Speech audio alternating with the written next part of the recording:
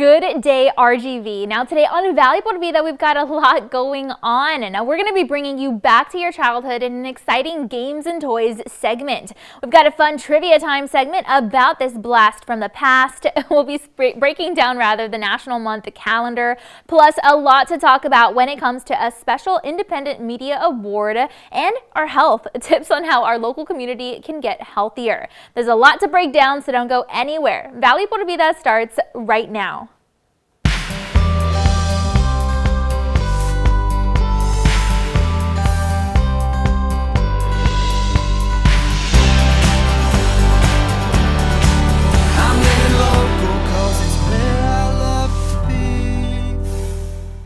Hi there, and thanks again for joining us today. I'm your host, Danielle Banda, and today we're going to be taking you on a trip down memory lane. Now, I'm sure that there's probably a toy or two that when you see it, you just get pulled back into your childhood, right?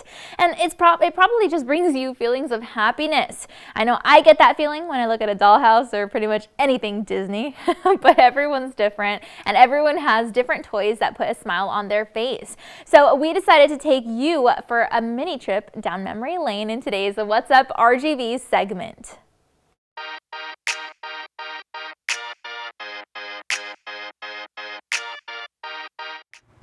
If you just started collecting, there's a bunch of different lines that you could jump into. You could find something more like your childhood. I know a lot of stuff popular right now is stuff from the 80s that's making like a resurgence. I don't know if people notice, but at stores you can see He-Man, Ghostbusters, Transformers are still very popular right now, mainly because the adults who grew up with them, now they have kids, so they want to get their kids into those figures. So it's a good thing, like for parents, you want to reimagine of like your old toys.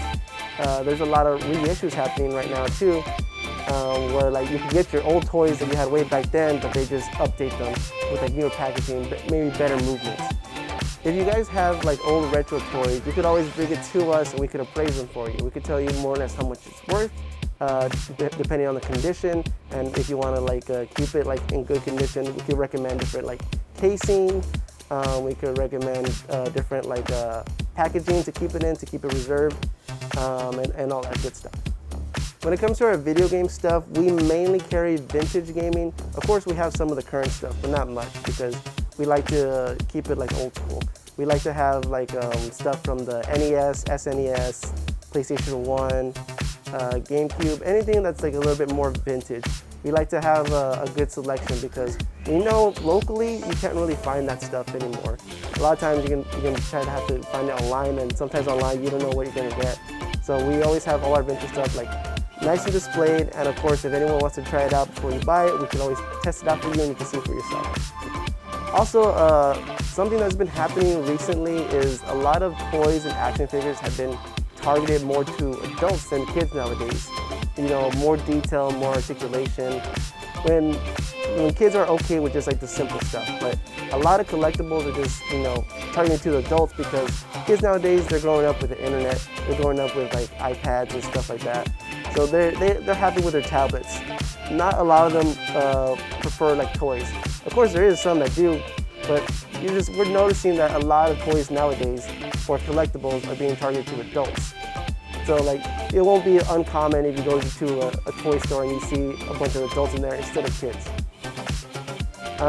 Something that's a new trend right now that we've noticed is a lot of horror like aspects, like Freddy Krueger, Jason, Texas Chainsaw Massacre, Halloween. All these like iconic like slasher films are getting represented in toys nowadays. Back in the day, they never wanted to make toys because only kids would buy the toys, so they'd do like cartoon stuff, never the horror stuff. So a lot of like the current trend right now is all horror stuff. And surprisingly, like kids like today actually love that stuff. They think it's like quirky and funny. To us it was scary, but to them it's like, oh, it's whatever. But yeah, that's a big trend that's happening right now. The cool thing is that games and toys have really evolved throughout the years. But what were some of the earliest in history? Well, let's go ahead and find out.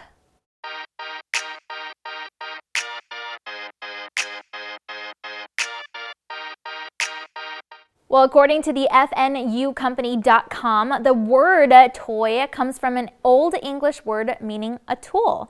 See, toys are so great for educational and entertainment purposes, and the fun that we have with them makes them memorable.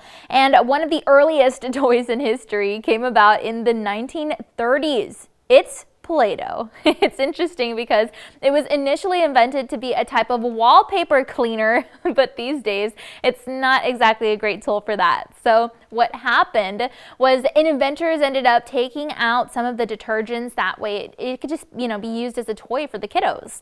And another one of the oldest toys in history was actually the spinning top.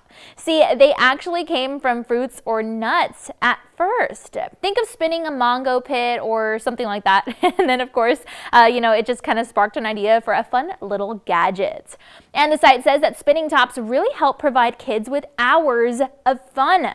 And the third toy that we have to mention is the yo-yo. Apparently, it was first mentioned in Greece many years ago, and then by the end of the 16th century, it started to, just be used as a weapon. Yeah, the site says that the Philippines were used, or rather they used the yo-yo to catch things when they were hunting. And that, as fun as it is, can be a source of, something dangerous if you accidentally get hit by them. I didn't really play with yo-yos too much, but I did play with my dolls. And the site says that dolls are also one of the oldest toys in history. It outlines that they used to be used as, in spiritual practices or even magic trick shows. But today they've really come so far and just have become a fun toy for all children. And a lot of children play with action figures too. Apparently the site says that one company actually changed their dolls to be known as action figures so that the fans of G.I. Joe and other toys wouldn't be called dolls.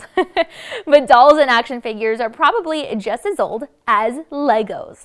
The site says that the Lego is the world's biggest tire manufacturer too.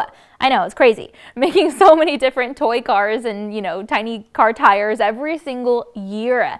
In fact, the site outlines that they make over 300 million per year. And it says that people often joke about whether or not that's actually more than a real car in real tire companies in real life. I mean, there is an entire movie about Lego fun. And so we thought this was the perfect chance to test your Lego movie knowledge.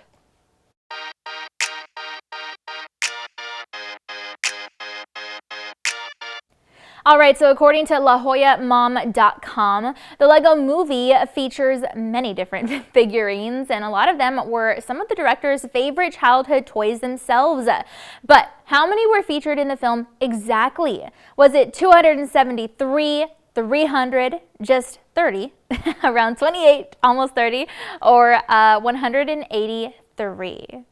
Well, we're going to go ahead and give you a second to ponder because it's time now to take a commercial break, and then we've got to look at your local weather updates, but please stay tuned because Valley Puerto Vida is going to be right back. And we'll be breaking down our National Month calendar to learn all about some of the observances that we can continue to look forward to in April.